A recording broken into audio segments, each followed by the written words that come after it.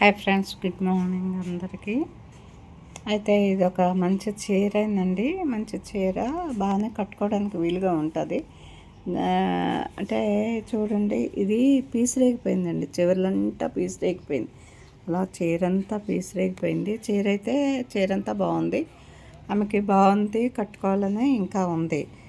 చాలా ఇష్టమట. అప్పుడు తెచ్చి మనకి ఇచ్చారనమాట. ఏం చేస్తామంటే, ఇది ఇలాగుంది, పీస్ రేగిపోయింది, కాళ్ళల్లో పడుతుంది, బాగా పీస్ వస్తుంది, ఏం చేస్తారంటే, అప్పుడు సరేనండి మరి ఏం చేయమంటారు, జిగ్జాగ్ చైనా అని అడిగాను. జిగ్జాగ్ చైనా అంటే సరే జిగ్జాగ్ చేయండి అన్నారు. ఇది చిన్న మడత పెట్టి ఇదిగో చిన్న జిగ్జాగ్ దగ్గరగా వేస్తున్నాను, చూసారా.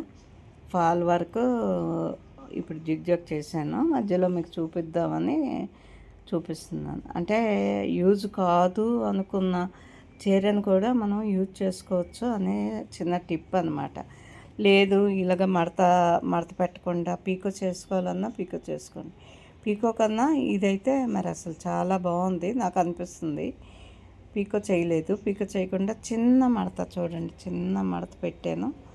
చాలా సింపుల్ మడత పెట్టి చక్కగా మళ్ళీ యూజ్ అయ్యేటట్టు మనం చీరనే తయారు చేసాం అన్నమాట. ఇది ఒక టిప్ అనుకోండి. కాబట్టి అందరికీ తెలిసే ఉంటుంది ఈ టిప్పు, కానీ మళ్ళీ ఒకసారి రివైండ్ చేస్తున్నాను నేను. ఓకేనా? Thank you. బై.